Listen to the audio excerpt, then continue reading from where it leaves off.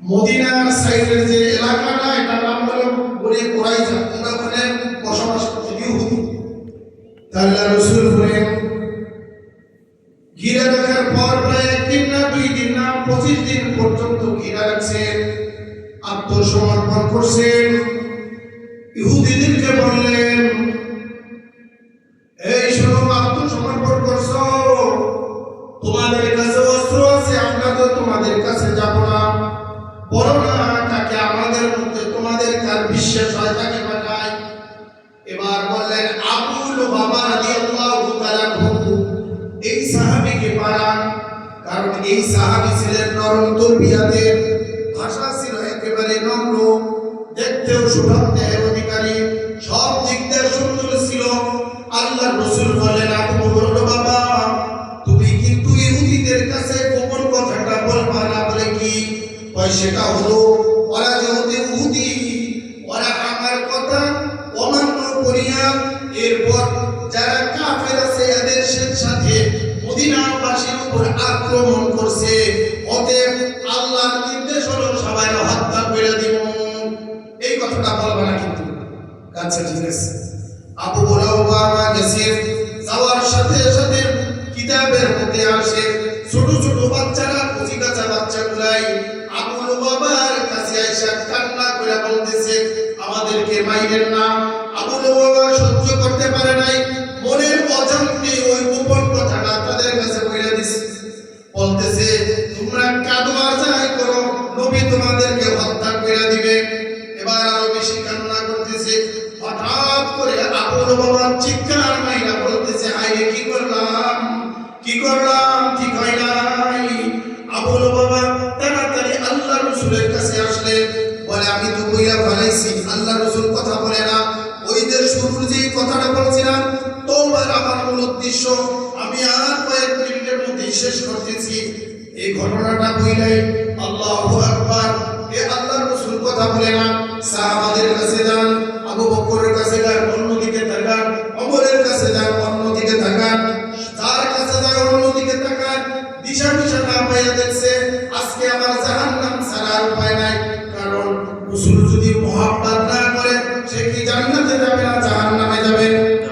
জাহান্নামে যাবে। সাথে সাথে সবাইকে বললেন, আমার পিছনের দিক দিয়া ঘুরাইয়া আমার মসজিদে নববীতে যারা উমরা করে গেছেন অথবা মদিনা সফর করছেন, আল্লাহ রাসূলের রওজার পিছনের দিক যে আসহাবে সুফা একটা জায়গা আছে, একটু উঁচা, মাত্র 1 বিঘত উঁচা, ঘেরোই না, ওটা বুঝাই যায় এটা আসহাবে সুফা মাদ্রাসা। এটা কি মাদ্রাসা? এর পাশে একটা কুটি আছে, নাম হইল তওবার কুটি। নাম কি? তওবার কুটি। এই কুটির সাথে বাঁধছেন। এরপরে আবু লুবাবা বলছেন, আল্লাহ রাসূলের হুকুম ছাড়া আমার কেউ এই কুটি থেকে ছাড়বা না। আল্লাহু আকবার। যখন নাকি 25 দিন পর্যন্ত এমন করলেন, তখন আল্লাহ তাআলা আয়াত নাযিল করেছেন, আবু লুবাবার তওবা কবুল করেছে। আল্লাহু আকবার। আবু লুবাবার নামে আয়াত নাযিল হয়েছে কি? এই যে সূরা তওবা 102 নম্বর আয়াত কি? ওয়া আখারুনা তারাফু বিদুনুবিহিম খালাতু আমালান সালিহান ওয়া আখারা সাইয়্যান আসাল্লাহু আন ইয়াতুবা আলাইহিম ইন্নাল্লাহা গফুরুর রহিম।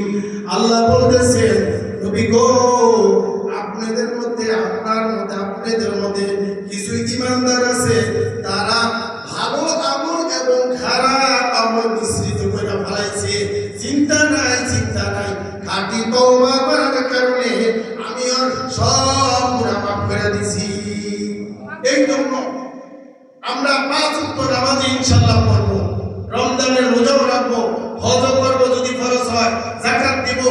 এরপরও যদি গুনাহ হয়, যত আল্লাহ রাসূল বলেন, কেউ যদি 40 বছর নামাজ না পড়ে আর যদি মনের ভুল বুঝা এরপরে খাস তওবা করে, আত্তাইবু মিনাদ দামবি কামাল্লা দামবা লাহু, রাসূল বলেন পৃথিবীর জিন্দেগীর সব গুনাহ আমি মাফ করে দেব। সুবহানাল্লাহ।